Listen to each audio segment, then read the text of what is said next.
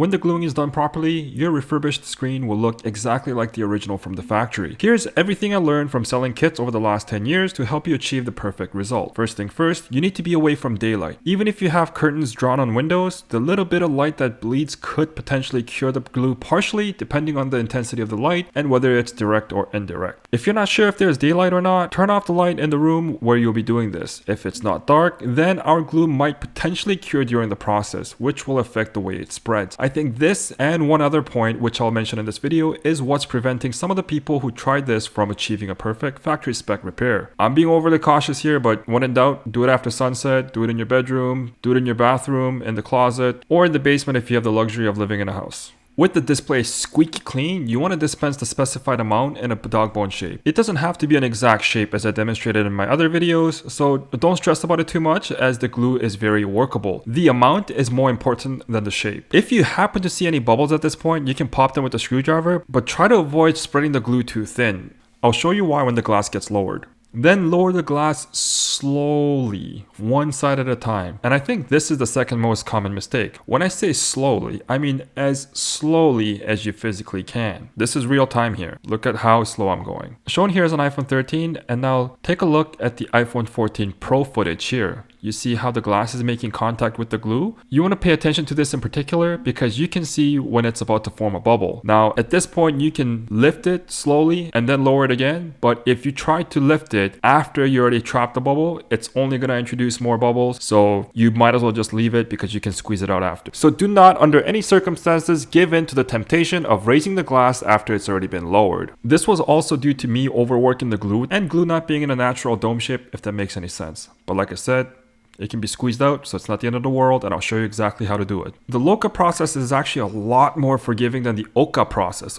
By the way, LOCA stands for Liquid Optically Clear Adhesive, whereas OCA stands for Optically Clear Adhesive. And the OCA is a film-based adhesive that you see other YouTubers using with their fancy negative and positive pressure chamber laminator and bubble remover combo, but you don't need any of that. And the reason why I say the LOCA process is actually a lot more forgiving than the OCA process is because if a lint-like dust falls on it and you fail to remove it, you really won't even be able to notice it even up close after it's done because it doesn't form a bubble around it and it just gets wetted out, which almost makes it clear. It's kind of like what happens when you lay fiberglass if you happen to have any experience with that. And also, even microscopic scratches get filled perfectly.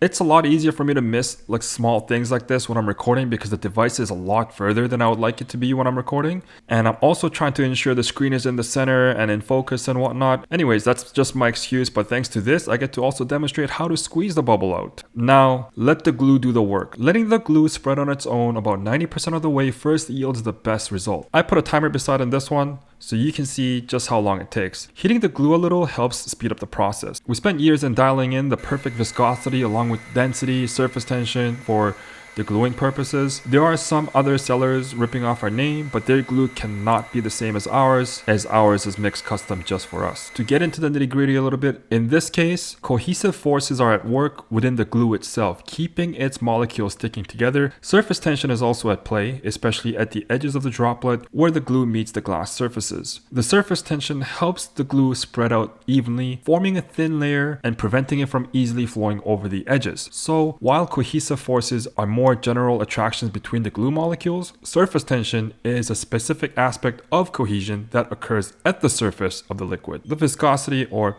thickness of the glue makes it less prone to quickly flowing and spilling over the edges as well, and it ultimately determines how long this process takes, while the other characteristics determine how well it performs the job, if that makes any sense. Okay, enough with the nerdy stuff, but I just had to kill some time while the 10 minutes passed so you guys can see the process from start to finish. You might have noticed that during this time I sometimes hold one end up over the other, and this is to encourage the flow of the glue one way over the other. Now that it's almost filled, I will gently fill the edges by barely pressing or squeezing it. It tends to bounce back, so hold it like this for a few seconds or just tack it with the UV light for a few seconds. Mind you, I have left screens like this overnight and always filled all the way by themselves, but ain't nobody got time for that. When you're happy with it, expose it to UV light to cure it. Honestly, if it's sunny, I just prefer to leave it outside or by a window with the window open. The light we include in our kit is pretty small and it will only cure a few inches of the screen at a time, so you have to move it a couple of times. If you have a big UV light, all the power to you. So now you got a screen that looks exactly like it does from the factory. You're not stuck with some cheap knockoff LCDs, not OLEDs, that are nowhere near the quality of the original. The LCDs often come with cheap glass too, and they break easily. Honestly, it's so satisfying using a device you fixed yourself, especially when it's something that you look at every single day, or almost every single day for most people, knowing that if you left it as is, your display was at a much greater risk of further damage because cracked screen glass offers virtually no protection against impacts. With all the accessories, tips, and tricks we've uncovered and developed over the years, I'll say iPhones and Pixel phones are